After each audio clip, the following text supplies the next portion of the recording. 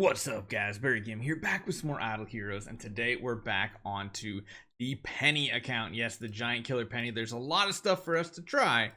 We just got to see if it's something that is even possible. Now, one of the places we do need to enter is Aspen Dungeon.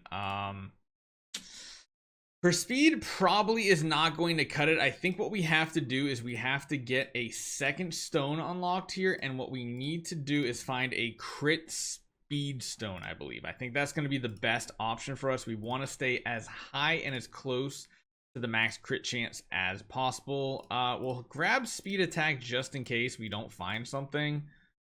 There we go. Perfect. So we got the speed crit stone, which is going to help us immensely here. Make sure we outspeed the enemies. We're also going to run speed here and here. Not running balance strike because, like we previously talked about, it's not really that great overall. We don't heal for much of anything. I don't think we need to go for something else besides control purify. I don't think like Mark Purify is going to do much because Amun Ra isn't going to like completely wreck us. Just having extra control should be good, I think. We got tree at level 100. I think this is pretty solid. That brings our speed up very high, keeps our crit chance at 91. Everything looks pretty good. Our tenants, not the best, but we're in the process of upgrading them. So let's jump in here and see what we can do. Let's first take a look at the tenants. Have a crown and a flag, you know. That's not all too bad. That's passable. We'll do that. So we'll just chuck these heroes in, hit that save button, and hope we can get some good stuff because we're at Purgatory 1. Oh, penny on penny action here. That's should be a win for us. Yeah, there we go. This penny should be able to demolish a lot of this. The question is, what enemies are actually going to be worse for us? I don't know. We might have to use the A and B on her eventually. That's going to kind of suck because we do lose crit chance, and as you guys see, this is a that's not great. So they're getting a little tanky on some of these waves. Holy cow, we are not going to one-shot everything like I originally thought we would, which means this could be a little bit more challenging than I thought. Again, we just have to crit, and actually, one thing I didn't look at is our potions. Oh, we have 15% crit. No, we're guaranteed to crit, essentially.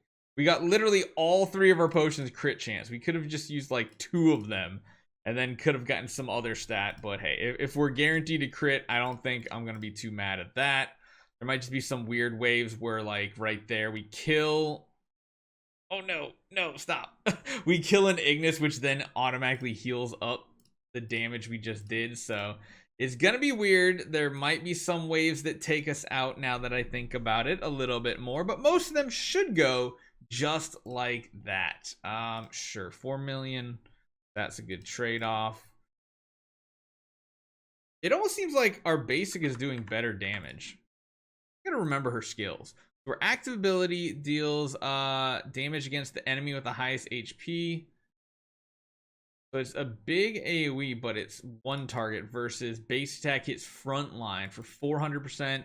This deals 1 for 900. So technically the active should be better. Technically.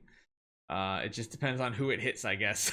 And if they are someone that counters us easily. So this one here, again, we hit front row. A lot of this is just going to be giant explosions and not much else. Just one tapping a lot of these waves. The Eloise died on our reflect armor, which is something you rarely see here.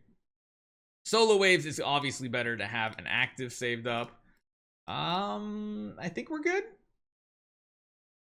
Yeah, because we have, again, the CC armor as well from using our abilities and critting as well. So we're pretty good against crowd control. We're pretty good against reflect damage. All these things are not bad. So, oh God, Sigmund. It's always Sigmund. How is it the oldest hero that is in this game mode is the utterly most devastating hero we've ever experienced? Why can't our Sigmund be that strong? That's not fair. Oh my goodness. Yeah, this Sherlock is not long for this world. I don't think he's gonna be able to do the good old swaps like we used to do. It is a new record though. We definitely got a new record. It's just sad that that's as far as we could get. Tower of Dream, we already cleared depth 3 the other day. There are some other things we can attempt doing this weekend. I'm going to wait till at least tomorrow to try to do our Defier push. I feel like that shouldn't be too hard. Oh, we've actually gotten to Defier 1 before. We just didn't get to clear Defier. Interesting. I feel like Penny shouldn't have too much of an issue, especially with like her speed build and stuff. But in reality, we don't need speed on this build. We can run her like this. A very high crit chance. Not 100%, sadly. I wish there was a way for us to get 100%, but sadly, we don't have the Transcendence nodes here to give her additional stats and such. And all this is maxed out. We're never going to be able to upgrade her gear on this account to higher than 1-star resonance because we're never going to make progress in the Void campaign because, well, all of our power is on one hero and it's not the Transcendence heroes that are on this account. So again, progression on this account is going to look really, really weird. I imagine we're also going to be able to push this much further. I guess we could try it right now. I don't think we need the speed right now. When we do, we have it. Yeah, if they, I mean, I'm pretty sure these are going to be pretty easy, I think. We got some tanky heroes to kind of soak some hits for her as well. Wouldn't be surprised if we go to like ceiling 27, 28-ish.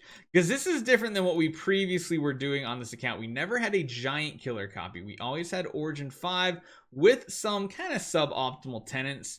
But this is the first time we've ever had a giant killer copy and not just a B copy on Lord Giga's account here. To get the win, though, is getting sketchy. So, yeah, 27, 28 still might be the cap until we get either more treasure train or we get more tenant power, because tenant power might be one of the things that really boosts us up here. Yeah, that Horrify is really bad for us. I wonder if we have to drop heroes off, lose the aura. But at least then we won't be horrified. Or we could just go with the Speed Stone. Speed Stone might just be the answer here. That could just give us the speed we absolutely need. So you just chuck U3 back in, and that might be the difference. Yeah, we get to go before the enemy, which is the important part here. Problem is, damage seems to really be slowing down now that we're into 27. So we might have to go back to the drawing board. We might have to think some things over. Figure out how we're going to run this hero. Oh, the energy drain, everything. And the problem is she won't really steal life or anything with Balanced Strike if we had it. I'll show you guys in case you guys are like, Barry, why aren't you running Balanced Strike? It shouldn't really make a huge difference because her main attack doesn't do the big damage. It's the AoE that does. And yeah, we get killed anyway without Unbending Will right there. So maybe we could do one more attack and try her in the front row.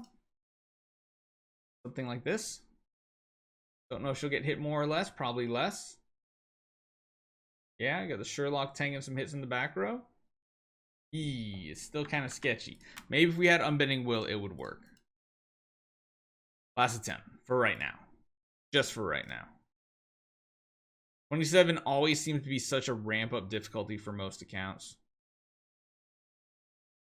Big hits. Hits. Eesh, yeah. It's going to be close, but that is our penny. We're going to continue to make progress.